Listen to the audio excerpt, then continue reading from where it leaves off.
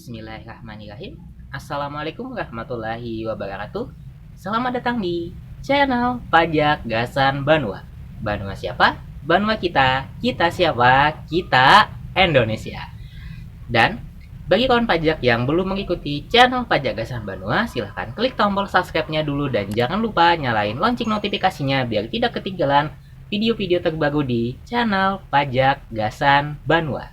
Kawan pajak, udah kenal nggak sama situs namanya yang DJP Online? Nah, jadi di DJP Online itu sangat banyak menu-menu yang bisa kawan pajak gunakan untuk melengkapi administrasi kawan pajak semua.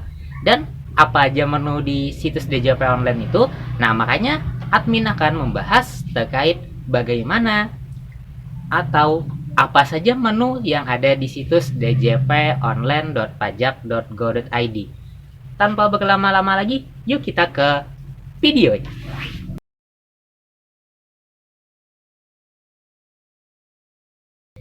Pertama-tama, silakan kawan pajak login ke situs djponline.pajak.go.id. Silakan kawan pajak masukkan NPWP, kemudian password, dan kemudian klik login. Setelah kawan pajak login, nah di bagian menu bar-bar yang ada di situs DJP Online, itu ada bagian informasi, dashboard, profil, bayar, lapor, serta layanan. Jadi, di sini admin Pajak Gasan Banua akan membahas mengenai fitur-fitur atau apa saja layanan yang diberikan oleh situs DJP Online. Yang pertama, silahkan kawan pajak masuk ke bagian lapor. Nah, di bagian lapor ini ada beberapa fitur-fitur dari DJP Online. Yang pertama, kita pilih dulu menu bayar. Nah, di menu bayar itu ada tertera e-billing. E-billing adalah metode pembayaran pajak secara elektronik menggunakan namanya tuh ID billing atau kode billing. Billing system merupakan sistem yang menerbitkan kode billing untuk pembayaran atau penyetoran penerimaan negara secara elektronik yang bisa dibayarkan oleh kawan pajak melalui bank, kantor pos, atau jasa pembayaran pajak lainnya. Yang kedua, silahkan kawan pajak klik menu lapor. Nah, di bagian menu lapor ini terdapat dua kategori laporan pajak ya. Yang pertama adalah e-filing. Nah, jadi e-filing itu adalah suatu cara penyampaian SPT dan penyampaiannya pemberitahuannya melalui SPT tahunan secara elektronik yang dilakukan secara online dan real time melalui media jasa aplikasi. Kemudian untuk e-form merupakan formulir SPT elektronik yang bentuk berupa file dengan format XFDL dan dalam pengisiannya dapat dilakukan secara online.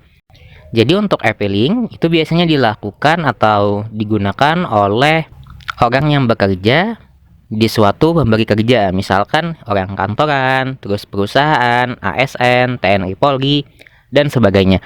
Dan untuk e-form sendiri itu digunakan biasanya oleh yang memiliki pekerjaan sendiri, misalkan pengusaha, pedagang, wira swasta. Bagaimana cara lapor pajaknya melalui e-filing atau e-form? Silakan kawan pajak cek di layar kanan kawan pajak, itu nanti ada muncul. Silakan kawan pajak tonton videonya di situ ya.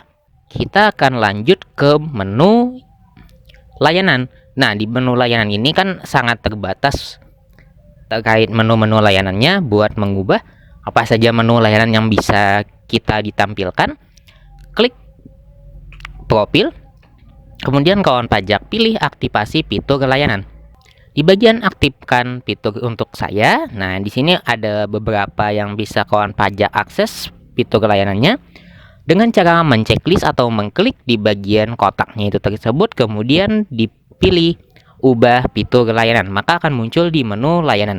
Nah, untuk memudahkan kawan pajak apa saja menu-menu layanannya itu, kita simak baik-baik ya. Untuk EBOPOT PPH23, EBOPOT itu merupakan perangkat lunak, ini baru-baru aja dirilis oleh DJP.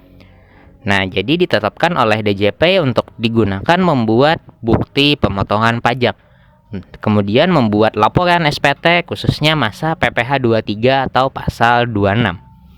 Untuk videonya lengkap juga loh di channel Pajagasan Banua. Jadi bagi kawan pajak yang belum subscribe channel Pajagasan Banua, silahkan klik tombol subscribe-nya dulu biar tidak ketinggalan video-video terbaru tentang perpajakan dan dibahas secara mudah loh. Kemudian kita lanjut ke e-objection.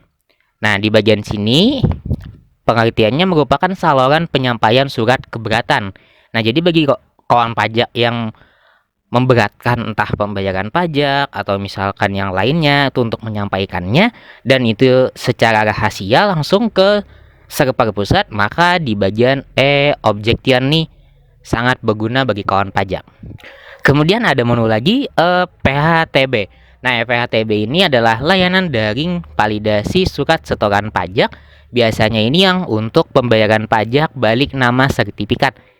Nah, biasanya kan ada yang beli tanah, kemudian mau balik nama sertifikat, maka dilakukan validasi namanya PPHTB. Nah, ini untuk videonya sudah ada juga loh di channel Pajagasan Banua. Silahkan kawan pajak lihat di bagian pojok kanan layar kawan pajak.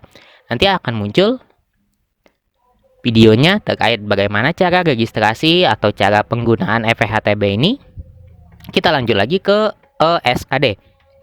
SKD wajib pajak luar negeri dengan cara melakukan perekaman data berdasarkan POM. Nah, ini ada POM-nya tersendiri sebagaimana yang telah diatur di peraturan 25/PJ/2018 tata cara penerapan persetujuan penghindaran pajak berganda. Nah, ini terkait pajak-pajak yang bisa memungkinkan bisa kena ini atau dilipat gandakan atau pajaknya double bisa menggunakan SKD ini. Terus ada menu lagi SKTD. Nah, ini surat keterangan yang menyatakan bahwa wajib pajak memperoleh fasilitas tidak dipungut PPN. Nah, untuk PPN-nya atas impor penyerahan alat angkutan tertentu serta perolehan pemanfaatan jasa kena pajak terkait alat angkutan tertentu. Nah, ini jadi pajaknya ini untuk khusus untuk tidak dipungut PPN ya, terkait impor penyerahan alat angkutan. Tapi dalam kategori ini merupakan surat pemberitahuan objek pajak yang selanjutnya disingkat SPOP, adalah surat yang digunakan oleh wajib pajak untuk melaporkan data subjek dan objek pajak bumi dan bangunan, pedesaan, perkotaan, sesuai dengan ketentuan peraturan perundang-undangan perpajakan daerah. Nah, jadi ini terkait dengan pajak daerah ya, soalnya kan untuk saat ini udah beberapanya memiliki terhubung antara pajak daerah sama pajak pusat di dalam satu server. Nah, kemudian yang paling sering digunakan oleh wajib pajak ini adalah info KSWP. Nah, mungkin nanti akan kita bahas lebih detail lagi mengenai info KSWP ini, bagaimana cara aksesnya, bagaimana cara penggunaannya, dan KSWP itu untuk apa aja. Nah, mungkin kita akan bahas di beberapa video selanjutnya ya, jadi ditunggu aja. Nah, untuk KSWP sendiri ini kita bahas dulu. Itu adalah konfirmasi status wajib pajak, yaitu kegiatan status yang dilaksanakan oleh pemerintah sebelum memberikan pelayanan publik. Ini biasanya dilakukan atau digunakan atau dipakai oleh Pemda setempat. Kemudian ada lagi rumah konfirmasi dokumen. Nah, ini akan kita bahas juga di video selanjutnya, bagaimana cara penggunaan rumah konfirmasi dokumen, apa saja yang bisa diterapkan di sini. Nah, jadi untuk fitur ini tersedia dalam rumah konfirmasi dokumen terkait validasi dokumen perpajakan yang diterbitkan oleh DJP. Misalkan konfirmasi nomor transaksi penerimaan negara atau MTPN.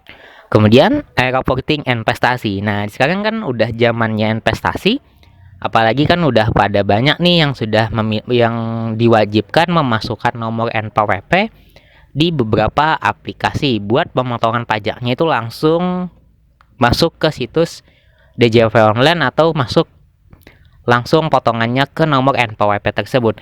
Nah, jadi reporting investasi aplikasi ini disediakan bagi wajib pajak untuk menyampaikan laporan realisasi investasi sebagai syarat agar dividen atau penghasilan lain dapat dikecualikan dari objek pajak penghasilan atau PPh.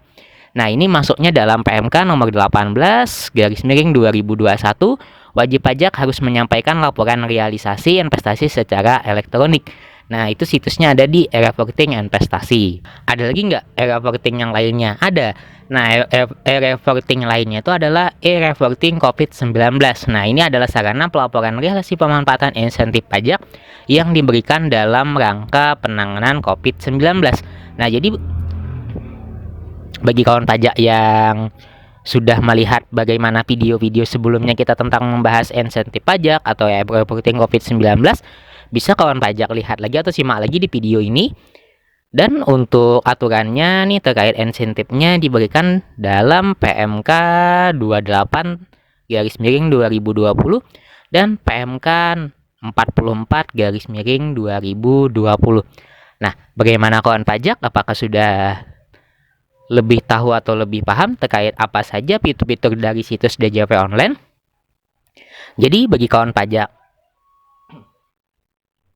yang masih bingung atau apa, silahkan tulis di kolom komentar ya. Terima kasih banyak telah menonton video-video di channel Pajak Gasan Banua. Bagi kawan pajak yang belum mengikuti channel Pajak Gasan Banua, silahkan klik tombol subscribe-nya dulu. Dan jangan lupa nyalain lonceng notifikasinya biar tidak ketinggalan video-video terbaru di channel Pajak Gasan Banua. Terima kasih banyak telah menonton video-video di channel Pajak Gasan Banua. Semoga bermanfaat dan wassalamualaikum warahmatullahi wabarakatuh.